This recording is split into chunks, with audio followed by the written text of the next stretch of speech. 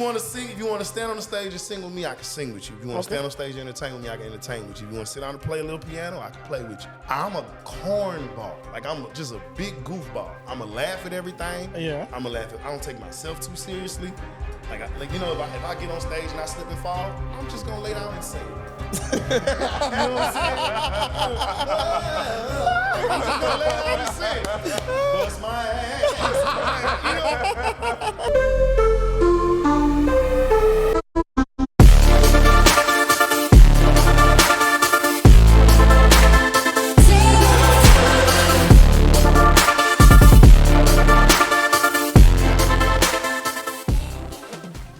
Hi, ladies and gentlemen. Welcome to the Haitian Kings Podcast. So today we got a special guest with us. We got Jarvis Jacob. He's an R&B singer, lecturer renowned. He got it going. He got a new album out, and he got some good-ass songs. My favorite, Good Love.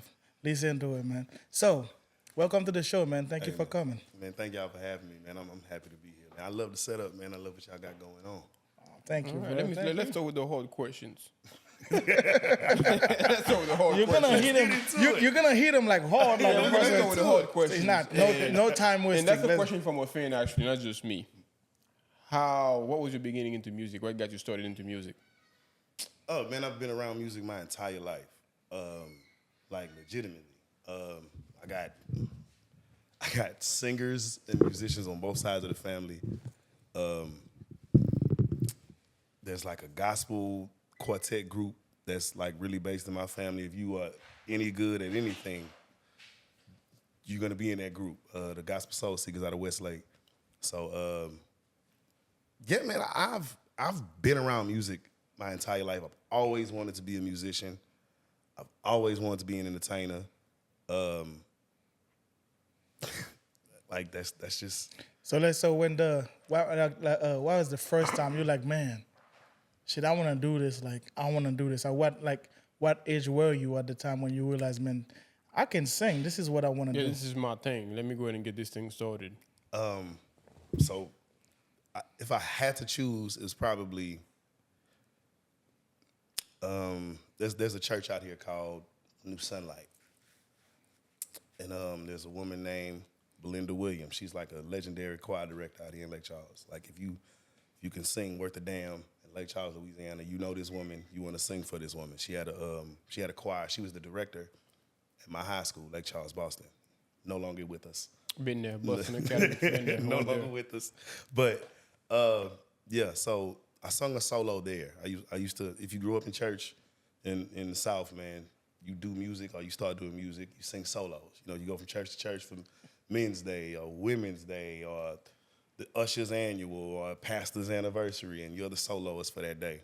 So I want to say about 13, 14, when I was like, I can do this.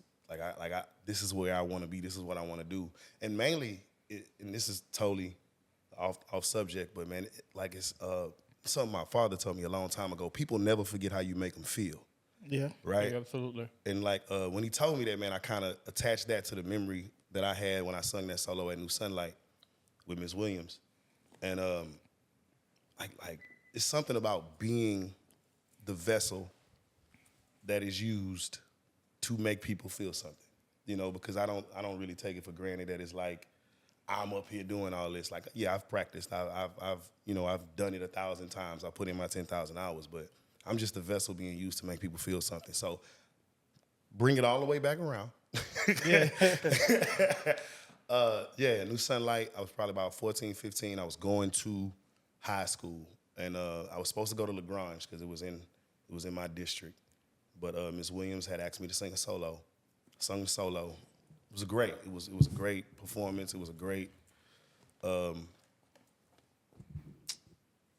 the word I'm looking for? Execution of practice. You know, you practice them all the time. And when it's time to perform or when it's time to actually do it, you're like, man, like I did that. Yeah, you know what I'm saying? You put the work and you got that. It's like, oh man. So that happened, and Ms. Williams, at the end of it, Ms. Williams asked me to go to Lake Charles, Boston to sing in a choir, right?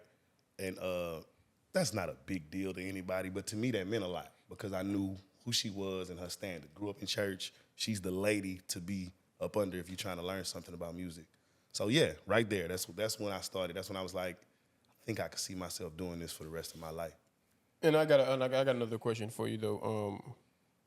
I've done a bit of a research, if you want to call it that. You're a bit of a big deal around here.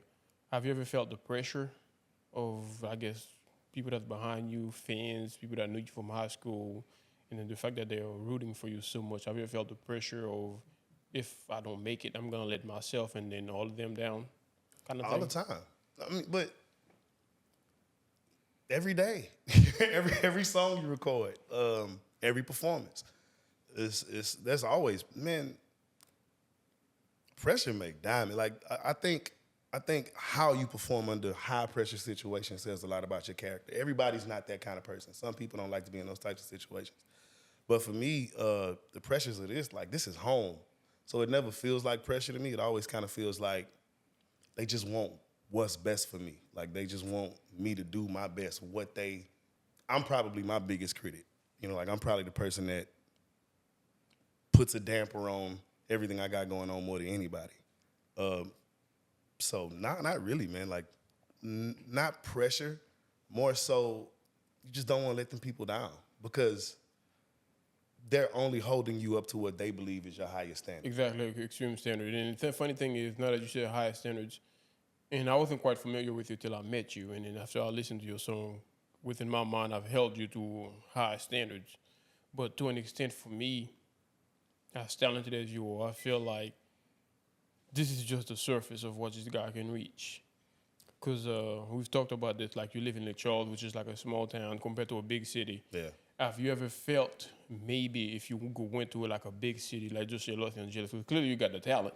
Yeah. Because that's the biggest sport, you already got it. Yeah. Have you ever perhaps thought maybe if I go to a big city that support musicians or whatever it might be, maybe your talent might make it to a whole new level? Man, yeah, I would love to do that. I think, just honestly, that's probably something I should have done right out of high school, right out of college. You know, just if you could go back and rewind time, but that's not really something I could do. I think I kind of got spoiled. Everything I needed was right here. It was like all in my hands. Like I got a partner named YB. Like he records. I got a friend named T Black. He records. It kind of felt like I didn't have to for a long time. Then you look up and you're like, man, my head is touching the ceiling. Like it's time to try to progress and go outside and do a little bit more. And that's kind of when I expanded into the band portion of my career, you know, like live performance, and tried to nail that down. But yes, I definitely feel like I could thrive in a bigger market.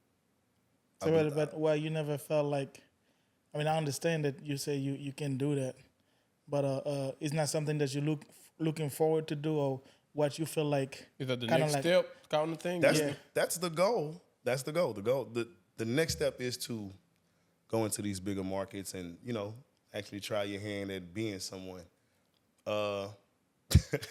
That's not a local joker, as they say. No, I don't think you're a local joker at all. I think you're a local hero. Actually. But I don't take it as a slight to me. Man, like this is a Lake Charles. Y'all in Lake Charles. Trust me, we're from here to an extent. Yeah. Y'all in Lake. Y'all here. You know what I'm saying? Y'all know this market, man. What we love to listen to. The Zydeco, country songs, swing out, Southern soul. Like that's the type of music that's really popular here. That's the stuff that people love. So I'm really happy to say that I created a lane for myself in a market where it's not really an R&B market. Like we like Southern soul, we like real country, my side Pete, like, you know what I'm saying? Like, I got you 100%. But you should have keep going with them, and you was doing your thing right. To show you, just to touch up on where you left off, your talent was able to create like a lane for its own. Right. So the thing is, when I was listening to your song, especially from me, somebody who's like from Haiti or whatever, it's kind of like I like a good love. Like I told you, that's my favorite song. It got like a little bit of Jamaican vibe to it. That's why I mess with it. But the question I got for you is, what other artists, people that was before you, that inspire you to be the type of singer that you are? real gospel artists, man. I'm gonna start with the gospel artists. So there's a group called the Can Spirituals, quartet group, right? Yeah, It's a form of music that's Okay. like it's a gospel, but it's like a subgenre of gospel, like how rock has heavy metal and classic rock. How R&B has neo soul and funk. Quartet music is like a subgenre of gospel, but it's real simple. It's real. It's You know what I'm saying? It's real simple. 4 singers, you hold your note, I hold my note. That's kind of what I grew up on. And the guy is named Harvey Watkins Jr. He's the son of the man that started the group. So Harvey Watkins is like my go-to, man. If you ever watch him perform, man, like you'll see almost so much what I do, I kind of got from him. And it's kind of weird because he does gospel and I do R&B. Yeah. But, I understand. that's my guy. Tank is one of my people. Again, I grew up real Southern Baptist, so we couldn't really listen to like current music. Okay. So like Luther, George Clinton, Rick James, Yeah. like all the classics, Al Green, Frankie Beverly and Mays. Those are my those are my spirit animals. If I could be any singer in the world, when their powers combine, you know what I'm saying? That's what I'd like to be. So but for all the genre, I mean, I understand from all the people you just named. So, but you never see yourself doing any different type of music. Like you love R&B. That's what you feel like. That's what you're destined to do. that's kind of my it's my go-to. Like, if I'm writing a song, the first thing I do is try to write an R&B song. But yeah, I definitely see myself trying to step out and try different types of songs, different types of genres. Excuse me. You're good. Different genres of music. I think everybody's doing country music right now. So you know what I'm saying? Like, I love me some country. I love I me like some country music but too. I'm gonna tell you what, with your talent, whatever lane you stepped into, I feel like you hold your own. Thank you, bro. Yeah, I mean, Thank it's you, just- man. I mean, so like, before we even do the podcast, I didn't know, I heard the name before, so I never listened to your song. And so after we sit down and after the meeting, we had to talk. And then, but I didn't know about the new album. I listened to a different song before. But when you bring the album and I listened to it, I was like, damn, I mean, this dude can sing, bro. I mean, I'm talking about you got the talent and you got the voice. I mean, I think sky is the limit for you, bro. But Allow me to give you like an understanding of your talent, because I know like a lot of times you said you're your hardest critic too. It's kind of like you don't see the greatest, but you just see the bad. Like you're so hard on yourself. I can relate to that. We both can relate to that. Yeah. But when I was talking to people doing my homework, seeing like, okay, we got Jarvis Jacob coming through and whatever, and they're like, oh yeah, oh my God, I love him and this and this and that. And one thing that they said that stood out to me was like, this dude can sing anything. Anything, old school, new school, make his own thing. Anything you throw at him, he can do it. Just to give you to the extent of your talent. Maybe perhaps you might not stop to realize it, but that's what your talent brings. So I got a question. Like it's a bit of a hard question too. I've been thinking to myself, should I ask you or not? When it's all said and done, what's the limit or the range you set for yourself, and then like the legacy type like a thing? legacy, like where would it be to where it's kind of like after it's all said and done to where you're okay with that? Like what would that be for you? And I know it's a hard question, so It is. That's a tough question. That's a good question. I think for me, man, I just back to something I said earlier, man. I just want people to be able to turn my music on when I'm gone and feel something. Like where they were, what they was going through whenever they did it. If I really wanted to play into like my ego, I would say I want a street named after me in Lake Charles. You know what I'm saying? I want them to rename Broad Street after your boy Jarvis Jacob Lane. Yeah, you know what I'm saying? I need my own club. You know what I'm saying? My link. But like just to break it down to brass tacks, man, I just want to be remembered as being a good guy, somebody that was good at what they did, somebody that loved what they did, and I was a professional. You know what I'm saying? Like a lot of people attack jobs or try new things, and they kind of, for lack of a better term, half-ass it. You know what I'm saying? Yeah. That's something my pops always used to say, man, you half-ass. Don't half-ass. Don't give me half-ass nothing. that's something all in. Yeah, I all want in to go nothing. full ass every time. Yeah, man. I just want I just want to be remembered. Like I think that's probably like to play into my deepest, darkest side. Like, man, like just like when one day we all go. That's just It's we like know that. We know that for a fact. yeah. When I'm not here no more, bro, I just like for people to be like, boy, he sung that song, but Jarvis would have sung that song. You know what I'm saying? Or Yeah. Man, can't go to a Jarvis show no more. Or I don't like that's I kind of where I get. Man, I don't want to be a dick, but I felt like you checked that box already. From the people I've talked about, I felt like you checked that box already. Because that's why I was like, damn, bro, hold on, let me go check y'all what y'all talking about. Then then it's just a few people though. Yeah. And it's kind of like I felt like when I'm gone, I want people to remember and know I'm good at what I did. I felt like to the people I've spoke with, in their mind, the way they talk about you, you've checked that box already. That's a major compliment. But what have you done for me lately?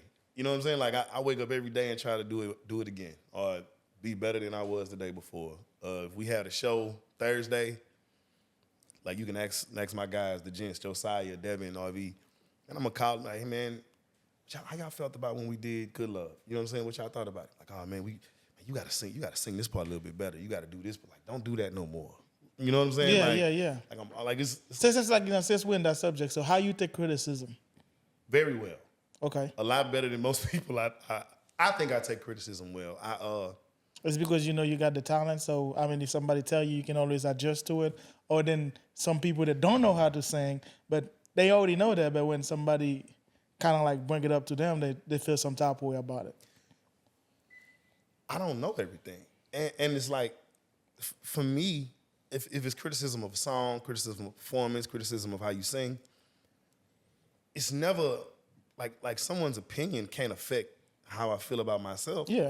Especially like if I know I was up there doing my best, Yes. or if I gave it my all. Like I can never be mad about how you feel about what I did. Yeah. Like I can never be mad about that. I can only accept it, take it, try to analyze it, and see what I can learn from it. Like you don't know everything. Yeah. You can do things. We all work around technology. Yeah. I go on TikTok every day and learn something I can do on my phone that I didn't know I could do. Yeah, that's And true. that's what I'm saying. That's years. We grew up with cell phones. We the cell phone age. Yeah. We were introduced to technology. So criticism for me is just landscape, like a map to get better, man. Like that's a good way to look at it. yeah, man. Like, and then it depends on who the opinion is from. Okay. Right? Like if it's someone close to me, I take it. You take it seriously. You take it deep. seriously. You take it deep Because they care about you, and Yeah, you feel so like to an extent you've let them down. Or Yeah, something I always said that to myself because to me, like some opinions of other people doesn't matter, but they got like some people close to me when they say it, it's just like, oh shit. Because even though people say, oh yeah, I don't care, I think it's bullshit. Right. Everybody cares some way somehow. So you have somebody close to you that mean the world to you. So at the end of the day, when they bring it up to your attention, it's kind of like, oh fuck, I gotta do something about it. I gotta change. You know what I'm saying? I gotta change it. So some people's opinion is really matter. So when they, like I said, when they bring it up to you, I can understand that. yeah, man, like pull my coat, man. Like, you know what I'm saying? Old school terminology, man. Pull my coattail, let me know what's going on. Don't let me, if I'm out here embarrassing myself, and my friends don't pull me to the side and be like, yo, you embarrassing yourself. Like, you tripping. Like, y'all not my friends. Yeah, you know that's true. That's true. Y'all like, so Yeah, that's what I feel like. Let's say if it's me, like I'm doing something, I'm always like I'm my biggest critic, right? So I mean, nobody like criticism. I always say that nobody like criticism. Right. You don't like to hear it, but it's necessary. You know what I'm saying? If you want to improve, you want to change, you want to get better, you have to listen to it. No matter how you like it or not, you just have to put your grown pants on and then deal with it, right? So if he come and tell me, fuck shit, because it matters. Because if he say it, I already know. He's not telling me just to bash me or make me feel any kind of way. Right. He's telling me because, hey, I want you to improve in that. Like in the podcast, I feel like my English is not that good. It's like, I got to improve. Like, I think you should do this. I think that's what you're not doing. So I'm my biggest critic. I watch the video again. I'm like, I don't think we do that. You look at it and say, I don't think so. I think you're doing good. You know what I'm saying? Yeah. At the end of the day, his opinion matters to me. People close to me matter to me. And I understand that's really good criticism. Take it really well and that help you improve and better situation. And I got another question. Like that's another bomb. I know I'm dropping bombs after bombs. Drop it, man. Drop it, These man. two just got bums and bums. And I'm saying that I mean that genuinely though. It's the fact that I believe in your talent from what I've heard, and I genuinely mean that. I mean, let me stop you for a while. Let me stop you right quick because the people don't know. Mm-hmm. So before the show, we had a chance to talk with Jarvis, Jacob. This is my partner. Yeah. I didn't know how much my partner, and then from yesterday to today, how much he loved Jarvis Jacob.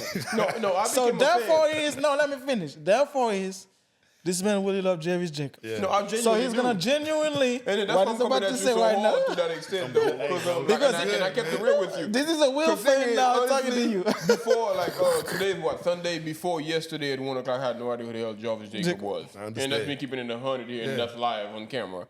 And I got a chance, and I was telling people that knew about the podcast, and I'm like, I got Jarvis Jacob coming through, and then everybody lost their shit. And I'm like, well, time out. Y'all make it seem like I got Chris Brown coming through.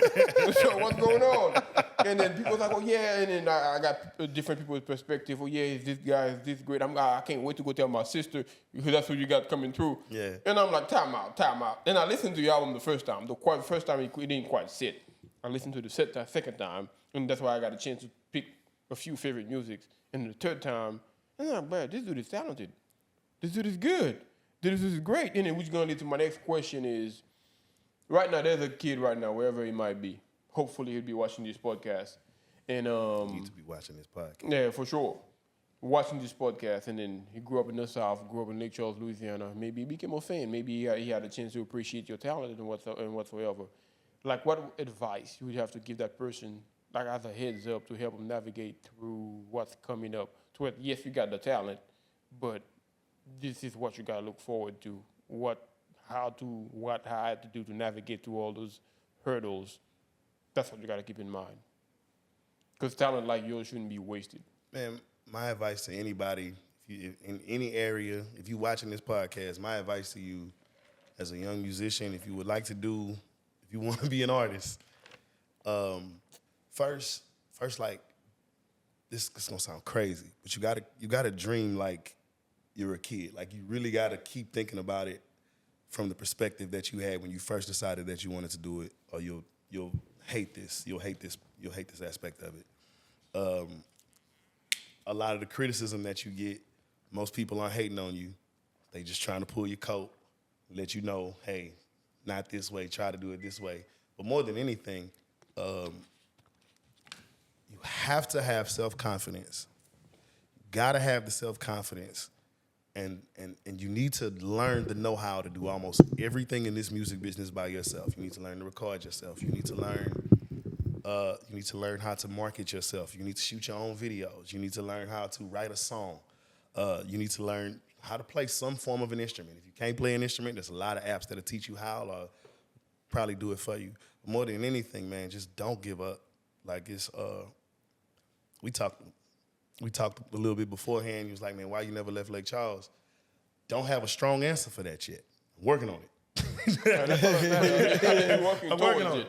But I know for a fact that I've left this path that I've traveled. I left a lot of yard signs along the way. You know what I'm saying? So it's a lot easier for the next person. But, man, just don't give up on your gift. Get out of Lake Charles.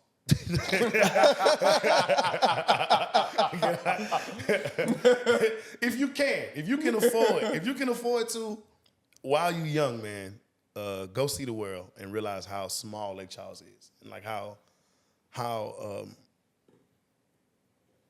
how little it matters to the rest of the world. Because, like, when you in your corner of the world, I know I'm taking the long way on this. No, but take your time. Take your time, bro. Take your time, in your bro. corner of the world, man, you think that, oh man, these I'm folk- big time. Oh You man, like, these you like four a big corners fish of in the a world. small pond type of Fun, thing. funny story. While we here, I'm gonna just run it. There's a saxophonist named Mike Phillips. Mike Phillips, I hope you see this. Mike Phillips came and did a gig out here in Lake Charles, Louisiana. He needed a band, and I was in a really, really young process of having a band, right? An R&B band, not a Zydeco band, not a Southern Soul band, not a blues band, an R&B band. And Mike Phillips is a jazz musician, right? If you know anything about jazz, you know it's intricate. It's not like R&B gospel where we can sum it up in 7 you know what I'm saying, numbers and move on with our day.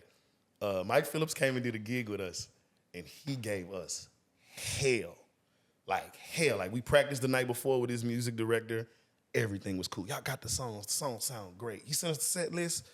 Everything's formatted. We're going to go from this song to that song, this song in E flat, that song in F, and blah, blah, blah. And we're going to move it, and it's going to be real smooth. We had it down pat, man. Mike Phillips showed up the next day of the show, cut 5 songs out the set list. Cut them. His terminology was, we was like, man, is it good enough? He's like, it will suffice. I didn't know what that word meant then. I know what it means now, right? Yeah. It will suffice. So for anybody that's watching, what that word means? Okay. Enough, basically. It'll do it. In layman terms. And you know what's fucked up about it is when you give something your all and somebody tells you it's enough. What you mean it's enough, man? I give everything I got. I know exactly. For weeks, And I know exactly what you're talking about. Mike Phillips gave us hell, man. And then at the end of the show, he pulled us all in and he built us back up. Now, after the show, I was like, man, Mike Phillips. You know what I'm saying? You know what I'm saying? but like a few years later, I understood everything he was trying to tell me, man. He was basically saying, man, you a big fish in a small pond. Y'all are big fish in small ponds. Y'all not dope. You ain't been to Houston and saw it's 50 of y'all in Houston. It's 40 of y'all in Dallas. You know what I'm saying? It's 100 of y'all in New York. It's 200 of y'all in Los Angeles. What makes you you? Why are you so good? I've been kicked out of Prince band. I've been kicked out of Michael Jackson band. Stevie Wonder kicked me out the band and told me come back. He's like, man, y'all got to get out of Lake Charles. Y'all got to figure out that the world is bigger than the 4 corners around you. You know, because it's really simple to be like, I'm the king of Plaquemine, or I'm the king of Ville Platte, or I'm the king of such and such. But man, like that don't really hold no weight because on some deeper stuff, we don't own nothing out here. You know what I'm saying? Like this ain't your territory. You die and go away, and there's gonna be another king of whatever 4 corners of the world. But like Mike Phillips taught me that criticism is not a bad thing. It just makes you better. Yeah. Your 4 corners of the world are not the world. It's not the world at all. This is deep. So let me ask you this, since when we was talking, and I think of a question. So yes, they got millions of people that can sing. They got millions and millions of musicians. As Jarvis Jacob, what make you feel like different from all these people? What set you apart? Like as you talking, like I feel like, man, I can do this, and that's what I feel like make me different from anybody. Is there anything you can? Off the top of my head, just me. Nah, man. I get you 100% when you say me. Yeah, I'm just because Jarvis Jacob is from Lake Charles. Can you find another singer from Lake Charles? I mean, I'm just saying, but that's the reason I'm saying, like, it's just like, I know. But I want you to elaborate on that. Yeah, but I'm just saying, because you listen to, you heard every people. Yeah. You said, let's say you listen to Chris Brown singing, you're like, yeah, he does that, but I can do this. You know what I'm saying? Like, they got some singers, when you hear them, it's like, the voice is different. Like, you know, they got million people singing, you know, like, when you hear like Saya, a voice is different. Like a lot of people set them apart the way the voice structure is different. You know what I'm saying? Yeah. So what make like you feel like, man, I'm Jarvis Jacob? Yeah, you got a great personality. Talking to you, you cool. You know what I'm saying? You got the voice, you can sing. But what make like you feel like, hey, that's my identity? Bro, my identity is I just try to genuinely be me. Like I don't have a character I've created that I'm trying to sell you. Like all I can be is myself. You know what I'm saying? Like most of music is a business, right? Yes. Point blank, music is a business. If you have a song, I'm trying to sell your song. If you have an image, I'm trying to sell your image. Mm-hmm. NIL deals, college young athletes. Everybody nowadays wants to be a brand. How can you significantly be yourself and sell it, right? Yeah. So to me, the thing that sets me apart is just that I'm not trying to be anybody else. Like I elaborate on it. Like I'm me. I've done my 10,000 hours creating music. I went to college for vocal performance. Okay. I've sung classical music. I've sung in Italian. I've sung in Spanish, French. I know this. Like this music is not hard to me. it just comes. It's simple. You know what I'm saying? We could come up with a song right here if we just felt like it. You know what I'm saying? Like, but like I said, the thing that I believe that sets me apart more than anybody, man. If I gotta name it, I'll stand on stage toe to toe with anybody. Okay. If you want to sing and stand on stage, I can't talk. If you want to sing and stand on stage with your boy and go toe to toe, And talk your shit. you know what I'm saying? Talk your shit. Vocally, Talk your if shit. you just want to, This guy's a super fan, bro.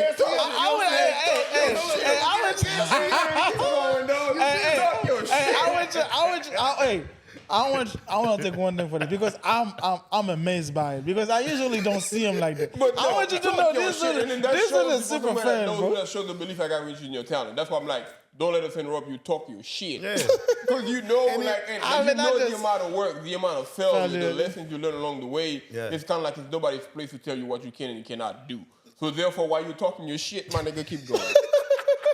But I mean, look, man. I want to say this, but I don't know. I don't know how to process it because I never saw him like that. Because he's really like he's a super fan, bro. That's my This guy, one is a super fan, bro. Let me talk your shit. the Haitian sensation. You know what I'm saying? Cheers, take your shit, Don't let bro. nobody interrupt you. Keep talking your shit. Wherever you at, keep going. Toe to toe with everybody. That's why I stop at. You Keep going. You want to sing? If you want to stand on the stage and sing with me, I can sing with you. If you want to stand on stage and entertain with me, I can entertain with you. If you want to sit down and play a little piano, I can play with you.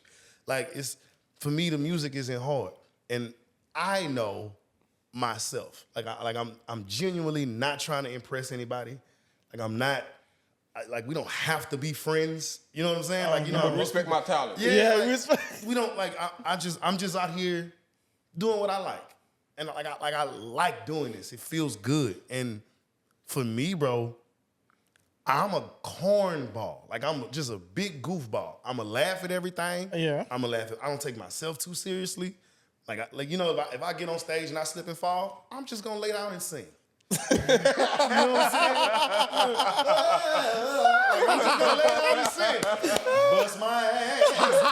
You know, I think a lot of people, bro, like they, you know, got on all this fake jewelry and you know what I'm saying? It's just trying to portray something that's not really them. It's kind of like the standard they're trying to match. And I understand, like, that might sell. Like, more people might be. It does sell. That's what's unfortunate about it. It sells. But most of them are goofballs. Most of them are cornballs. To me, I just want to be myself. If I can get somewhere being myself, it'll mean so much more when I get there. But I think like a lot of times, like sometimes, like you said, you have goofball. Right? Cool. That's who you are. Right? Yeah. Let's say, for instance, like a producer watching you, like, man, this guy got talent and I want to sign you. Mm-hmm. And then when you get there, there's like, I mean, but you're a goofball, but this doesn't sell. This is what we want you to be. Mm-hmm. This is like, they change you to a whole different. Sometimes that's why artists not being unhappy. They're going to depression, anxiety, because they change the whole perception, the whole personality, and technically who they were before they got that deal. Is that something you're willing to do?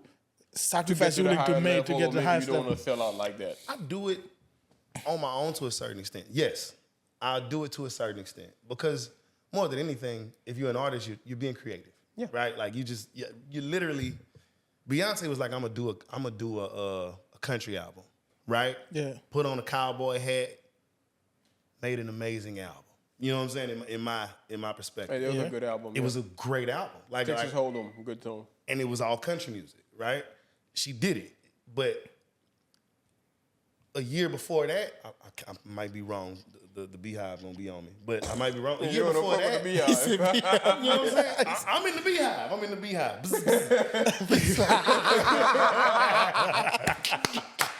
A year before that, she was the Renaissance girl. Yeah. That You see what I'm saying? So she just took her ideas, shaped them, formed them how she wanted them to be, and what we talked about, our music is a business, how we sell it.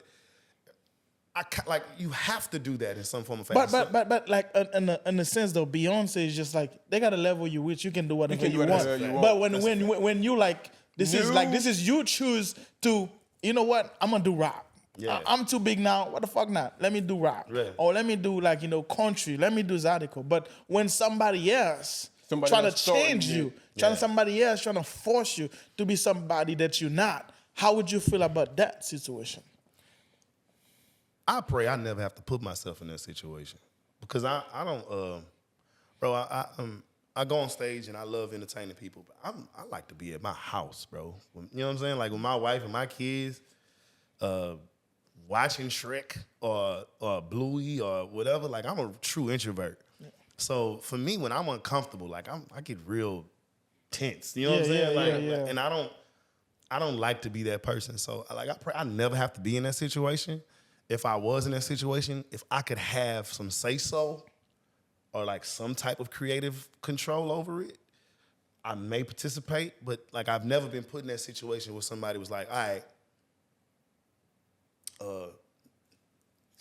now you wear vests.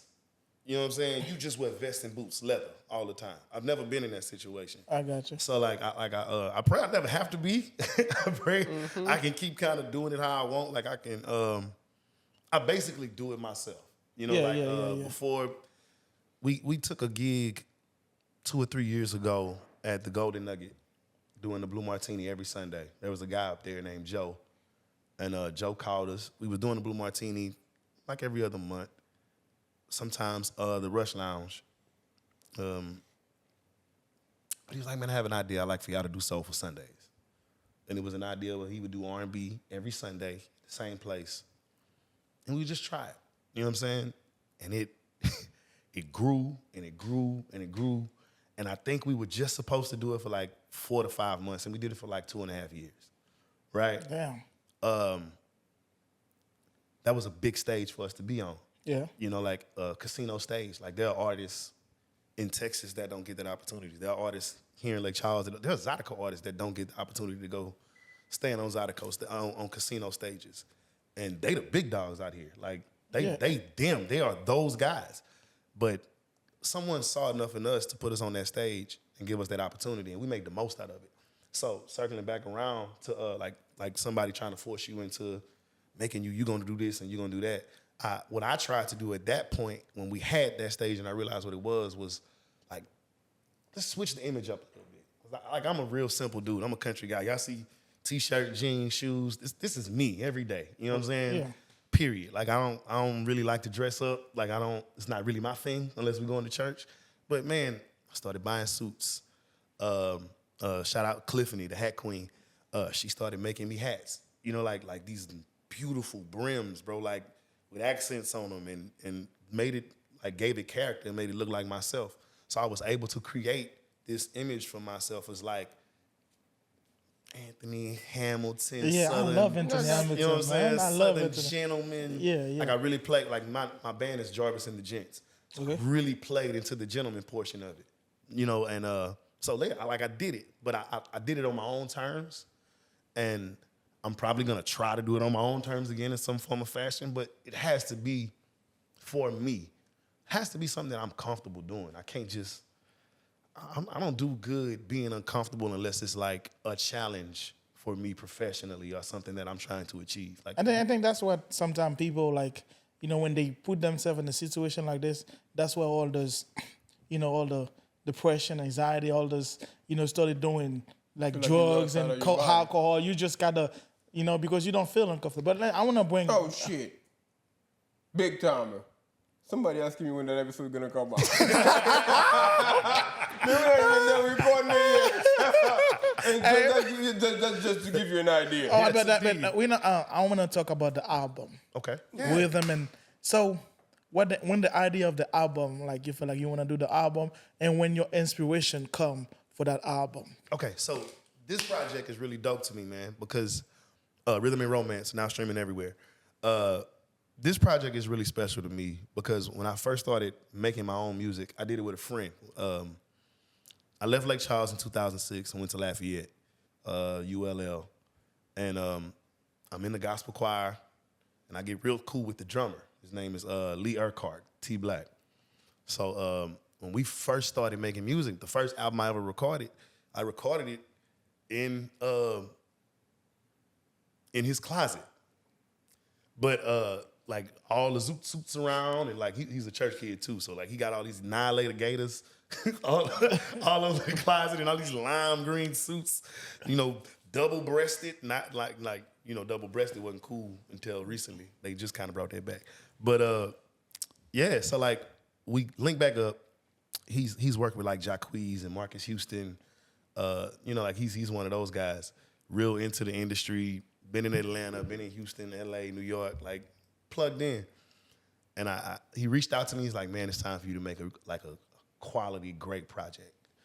You know, I kind of took it to offense. I was like, quality, great project. Like, I make good music. You know what I'm saying?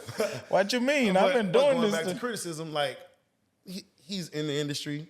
He has an ear for whatever he believes is hot and what he wants to do.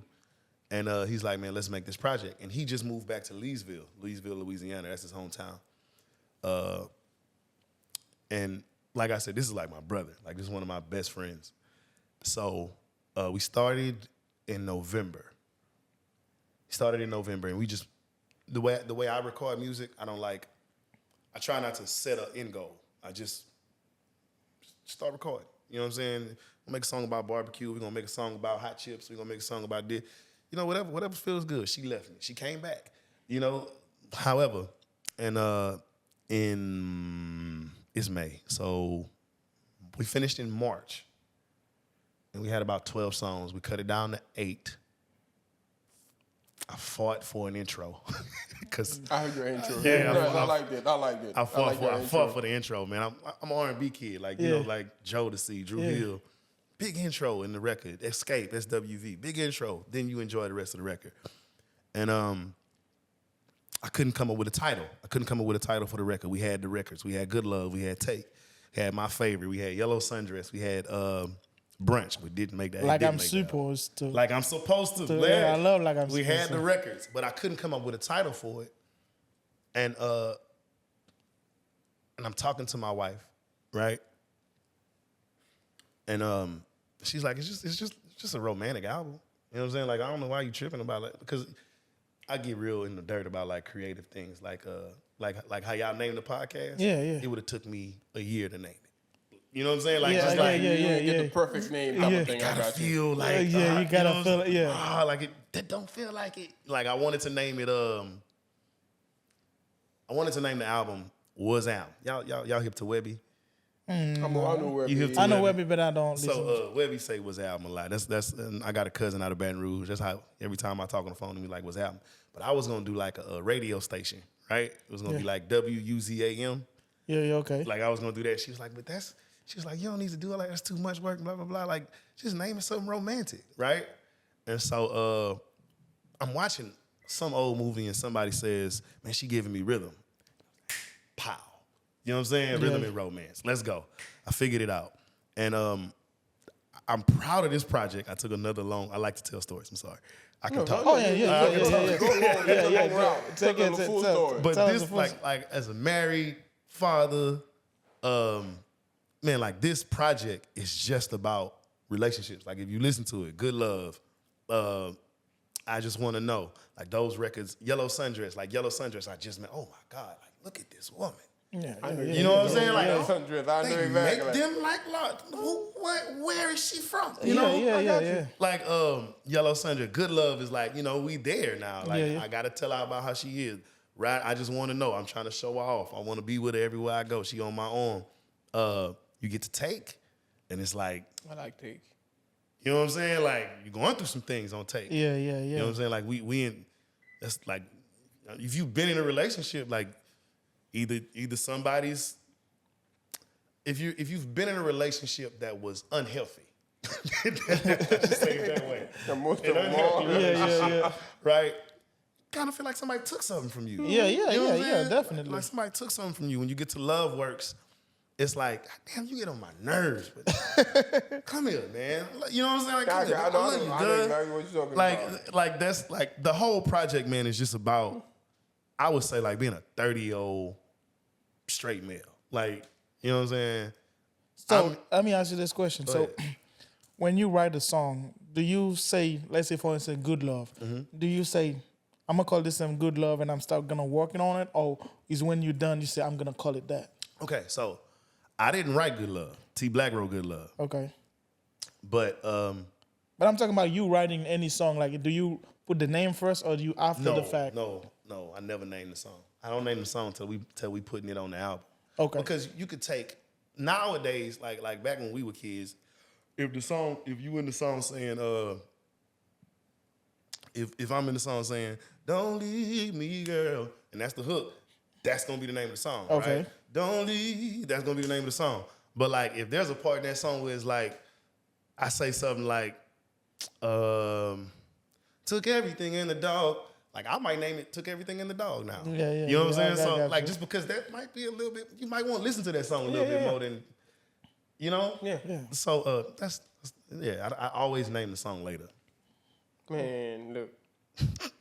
So you know what I wanted you to do, man? Since you got your super fan right there, just give him a low, just give him a low, because I see like when you started, every time you started singing, I'm like, man, keep going. I want you to just at least do a little thing. The man is talented, and you know what? Just do a little, like, you know, give us a little 30 I can seconds. relate to it. I'm a big Chris Brown fan, honestly. Like from the back in the day, like forever, the whole thing. I can't sing what the shit, you can tell. But that was, I'm a big Chris Brown fan too, man. Yeah, and I'm a huge Chris Brown fan. And I got a chance to watch like one of his interviews, and he was kind of touch up on it. And then when you're talking, and I'm looking at Chris Brown talking, it sounds like the same. It's kind of like those people that had the talent, but yet they didn't quite have all the knowledge. But they had the talent. They enjoyed doing it too. It's kind of like, as long as I'm doing it, I don't care. Right. Yeah. Kind of like you were saying. And like when I compare the two, Chris Brown is no worldwide, and with you it's like a whole different thing. Yeah. And then that's why to an extent I took it. I don't want to say personal, but to an extent it feel like personal. That talent should be heard. That's how I look at it. I understand where he's coming from. And, It's just and then I feel like that talent should be heard. And then that's like we've said, the messed up thing of being in a small city. Yeah. It's kind of like you're limited. Your access, your reach are limited. Yeah. So therefore, honestly, if you make it to the biggest stage in the world to an extent, you might have forgot who the heck I am at that point. But I want to be like, look, I had a hand in this. I saw the talent, and I encourage you to go 1,000 miles at it. That's a fact.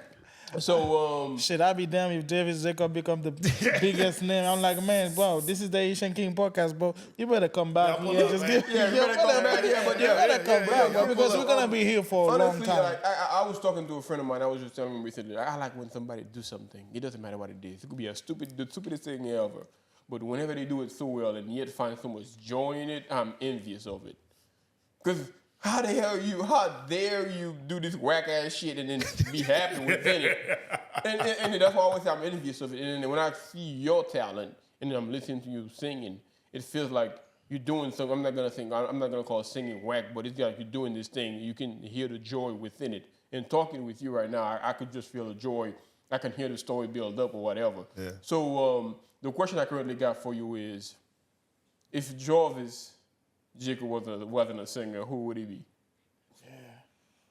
Oh, man. I mean, I'm telling you, I'm dropping bombs. Oh, man. If I wasn't a singer. You've been living on the spot. Easy And question. like I thought, I'm a fan. I'm coming deep. The easy answer is like a producer. But I don't think, like, if I couldn't sing, I don't know if I'd want to produce music, if I'm just being honest with you. Like, I love music. I'd probably produce, but, like,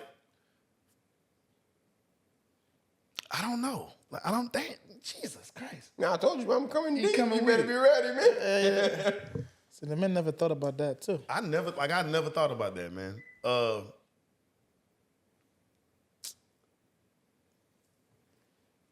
Man, I put you on the spot. My bad. Man. I'm sorry. You're good. I would, no, like, if I couldn't sing, I'd probably rap. Okay. So still part of the music. Or the like music. be like a full-time DJ. Okay. Like, I would end up somewhere around music. Like, I got something to confess. I ain't gonna lie. go ahead. Bro, I love music to death. That's one thing I wish if I could do, it'd be singing. I can't sing for shit. But I fucking love singing. But man, I'm telling you, I'm in the shower singing. I always say, man, I wish I could fucking sing. I swear. On everything I love, I wish I could Man, fucking you know sing. what my favorite song in the world is? And people that know me will know that song. Oh, here we go. I know. He knows that song. Think goes what goes around comes around. I can't sing that shit. What the fuck? Talking about Justin Timberlake? Yes. Man, I'm gonna tell you something. I'm gonna tell you something, bro. We lived together for a while. Yeah. Way back. Bro, This motherfucker had this song playing. Love that song. I'm talking about on replay, bro. Over and over And that is and my favorite song over, in the bro. world, really. And it's the fact that I like the. It's not just the song; it's the idea behind the story. If you ever watch the video, like for some reason that song, I always say that's my song that represents my life and everything I got going on. The way the passion behind it, the heartbreak behind it, the learning the lesson I've learned behind it, and that's my favorite song.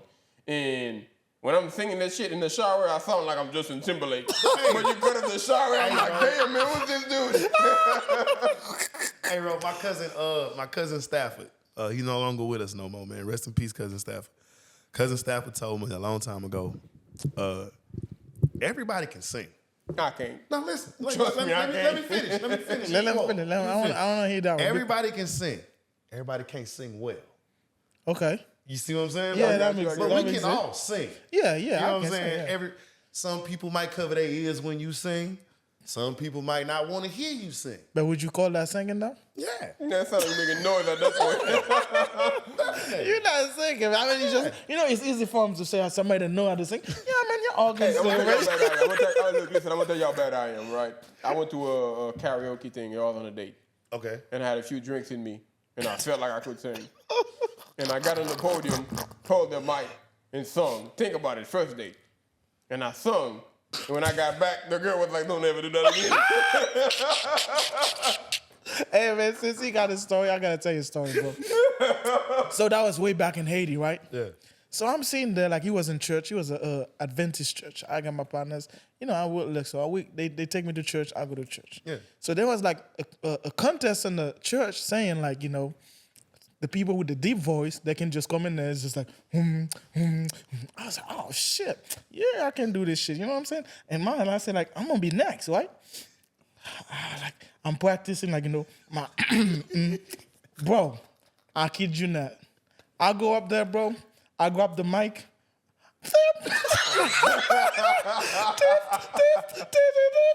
Hey, the whole church must start fucking laughing, bro. I swear, hey, in my head, my voice was It's not so for deep, everybody. bro. And I think you might take it for granted because you can do it, but trust me. Hey, man, when it I ain't tell for you, like, everybody. hey, when The I first date. And I remember I got back from the podium feeling good. Like I felt like I was, man, doing my thing up there. And she's like, man, don't ever do that again. She went on your level, man. Man, I'm just, hey, You know bro. what I'm saying? She probably needed a few more. So that's what I'm saying. Your take talent is rare. A lot of people think they can sing, just like I thought I could, just like he thought he could. And then you said it out loud, and people be like, nah, that ain't it. That's why I'm telling you, your talent is rare. Thank you. Not everybody can do what you can do. And I can relate to a story from somebody I knew from high school. She probably won't even remember who the heck I am. Her name is You wanna go say the name? Khadija Monique or something. I don't recall. She used to have she's in the grown. She was like really like a nice singer. And then but when I heard you singing, and I guess in my mind within the community thing, somebody I know I've seen face to face singing or whatever, or somebody I feel like I got access to or whatever it was, and you reminded me of her. And I'm like, I knew somebody that could sing that well. That was her. Yeah. But she never pushed her talent nowhere near where you got your talent at. And then I know you're like, man, you're a big fan. It's because I listened to that. And then when people were making me feel like I got Chris Brown or somebody big time coming through, and I listened to it, I'm like, okay, I see what they mean. This dude is extremely talented. Dude, I've listened to the album 3 times. Yeah, I mean the album is good. I ain't gonna lie to you. I listen to good. I'm a big fan of Good Love. Yeah. I like I'm I've listened to it supposed 3 times. And even the songs I didn't like, but I got the chance to see. I'm not gonna say I didn't like, but to an extent, those music wasn't that, all that to me. But at the same time, I got to appreciate the talent within it. So therefore, have you maybe that just happened to you? Have you ever heard a song or a different song, and you felt like if this singer would have sang that song, it would have been 10 times better? Yeah. And then when I was listening to you, and especially with the song that I didn't quite vibe with, and I was thinking, I'm like, if that dude was singing that song, he would have killed it. Yeah. Like he has those lyrics with that voice. Yeah. He would have killed it. And that's how I felt. And I had like 10 songs that came to mind. Yeah. Like, I Hate You, I Love You. So I don't know if you were familiar with that song. That's the song that came to mind. Okay. And I'm like, if that dude was saying that song, he would have killed it. And dude, you're talented. I don't want to make this whole shit weird, but dude, you got it. Hey, bro, Hey, like man, you it's always love, say, man. I let them in appreciate no that, man. Didi. No Diddy. Hey,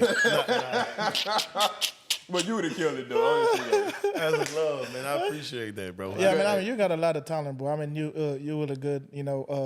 I mean, we appreciate you coming to the show. It's really like, I mean, I didn't know really like, I heard the name before, but I didn't know who Jarvis Jacob is. But have a chance to talk to you, have a chance to listen to your album. You got a great personality. I mean, you got a great voice. I mean, the album is legit. I hope anybody's is watching this, go listen to Rhythm and Romance. So, I mean, it's really good, man. I'm just saying. Give them in the platform. This is your camera. Talk to it. Let the people know what they need to know. Yo, you. Ayo, you. Right there. Looking at this. You need to go listen to my album, Rhythm and Romance. It's streaming everywhere. Apple Music, Tidal, Spotify, all those places. Anywhere you listen to your music is there. So please go listen to the album, man. Come back, tell the Haitian Kings what you think about it. Holla at me, tell us what you think about it. I'm coming back. This is not gonna be my last time. I gotta come back, man. I'm having too much fun. Okay, man, we just like we said, man, today we was gonna start with a game, with a game on the show, like questions, like asking you like, funny question, and you just gonna the first time that come to your mind. You know what I'm saying? Yeah. So Favorite restaurant in Lake Charles? Go ahead. Walk-ons. No, wait. Can I take it back? Wait, so look. I recently set up, man. Can I take it back? Okay, it's quick. My bad. Take it back. Take it back. You gotta take a shot. Cala. Oh, Cala. You know what Cala is? No, you say Cadillac or Cala? Cala. Cala, that's the one I know Cala is. That's high hand and Never been there. I went there. I had to wear the suit because I feel like I was. I just said. It's not that, but you know what it's not that big, but I just felt like I'm gonna say this, and I hope I don't get in trouble for this. We feel like we gotta wear a suit there.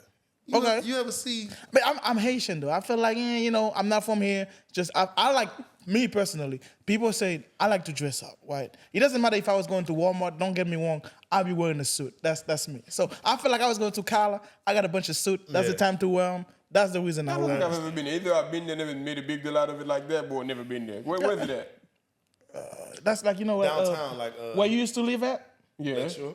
With By the river. Oh, that place on 12th Street back there? All the way back I've there. been there. Pictures and They had some gym shorts when I went there. But I'm not saying that. I just like to dress I up. understand what you're saying. I like to dress up. I wear suits. Nice spot. Favorite food? Don't say crawfish.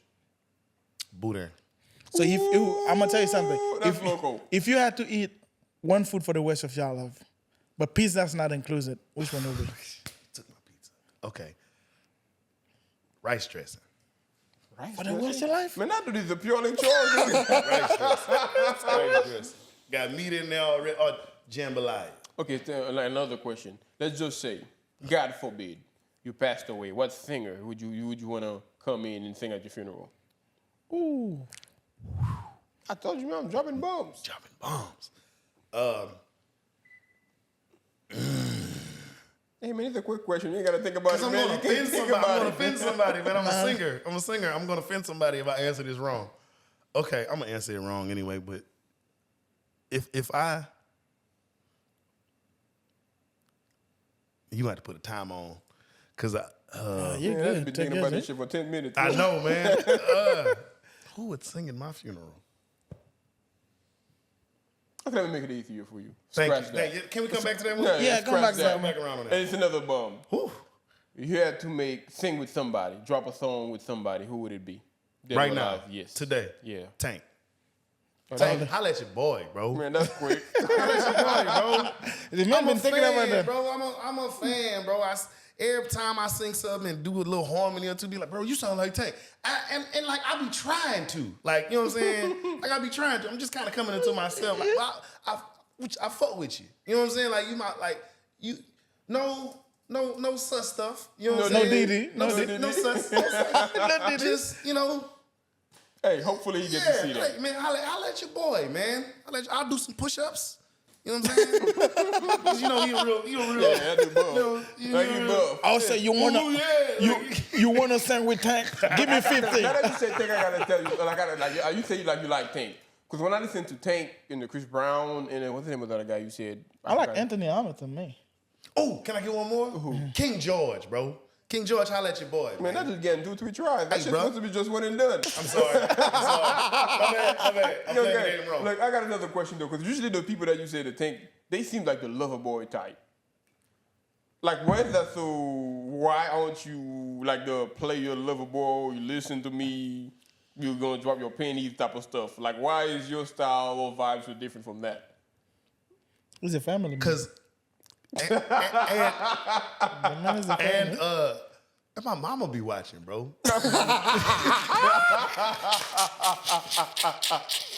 mama be watching. And I like food, man. Like I can't take my shirt off, man. I got that big gut, you know what I'm saying? That dad vibe. I can't take my shirt off, man. I'm thinking, okay, if you following Tank I don't follow Tank deeply, but I listen to his music. Yeah. It seems like the lover boy type of stuff. Yeah. And I'm like, you follow Tank, you're not giving me no lover boy type of shit. Like if the vibrato and the runs ain't doing it for you, I can't really give you much else. I gotta go home, and I'm going to eat at my mama's house. So like I don't be wanting to hear like, now you know you be doing too much on this thing. Like, I don't want to hear that, Hey, man, I got you. You know what I'm saying? I got you. Hey, man, look, it's been a pleasure. This shit's been fun. You definitely coming back. And hopefully when you come back is the one that we got to talk to like 2-3 different secretaries to finally get in touch with you type of shit.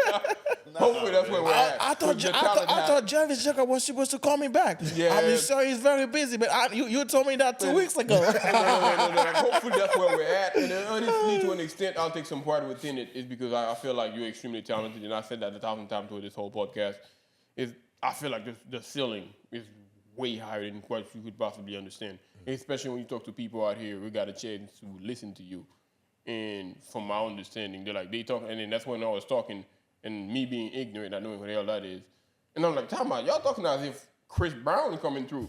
What y'all talking about? And I don't mean to belittle you compared to Chris Brown. Hey, Chris is that guy, bro. Yeah. I mean, I understand where it's coming from. And I'm from. like, damn. And then that's why I took my time to listen to your album. And I'm like, okay, I see what they're talking about. Yeah, because we didn't know who Jarvis Jacob was. Listen, man, I don't. And we're from a different country. Different culture. So you know gotta what keep that I'm in saying? mind. Yeah. And then when I listen to you, and I'm like, okay, this dude is extremely talented. So therefore, I see why a lot of people follow them. It's kind of like, and like I've spoken with multiple people, and everybody got excited. Oh yeah, I know him. And then people even told me you used to play at the casino or whatever. Yeah. And I'm like, and they say whenever you book a show, everybody just show up. And I'm like, okay, let me just check him out. So therefore, I feel like your talent is way more than even your mind could even comprehend. Even I could even comprehend. Because when I listen to you, I could just go from your song to Usher to all those people that's popping. Yeah. Yeah. There ain't no difference between. I mean, like, so when I got when I had like, because Mark Olivier, My guy. you the truth, you the truth, bro. I gotta give it to you. And it's like, man, you know, because we trying to have like, so we got the Haitian King Podcast. We trying to like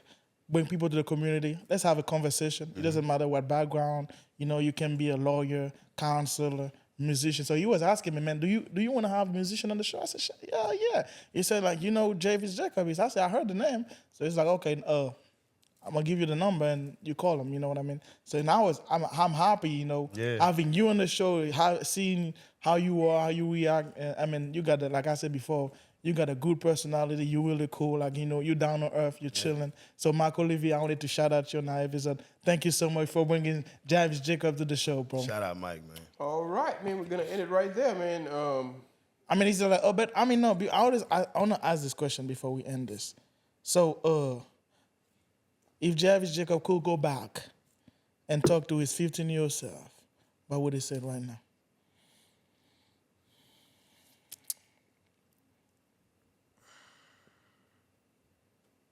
Now look here, Jarvis.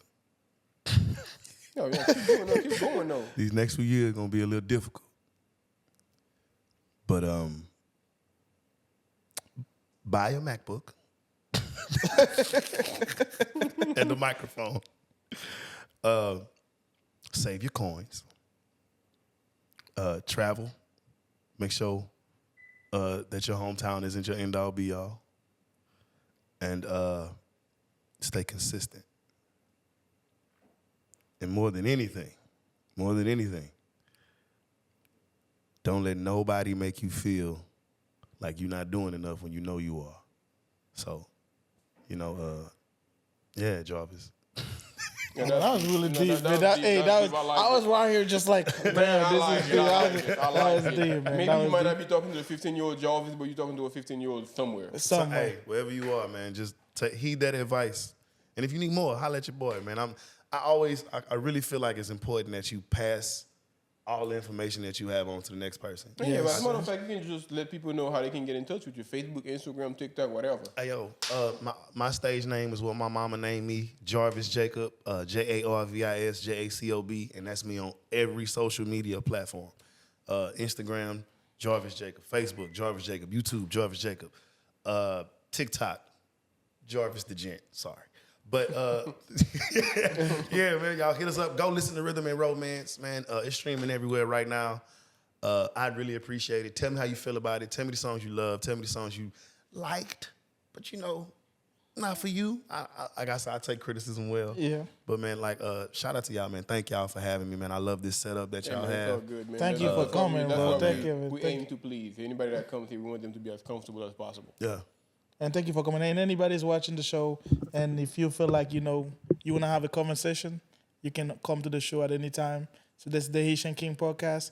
You can let us know in the comment, and we're open for anybody in the community that would like to let's just have a conversation, man. Two Haitian guys here in Lake Charles, start a podcast, having a conversation. So There you go. And it's fire.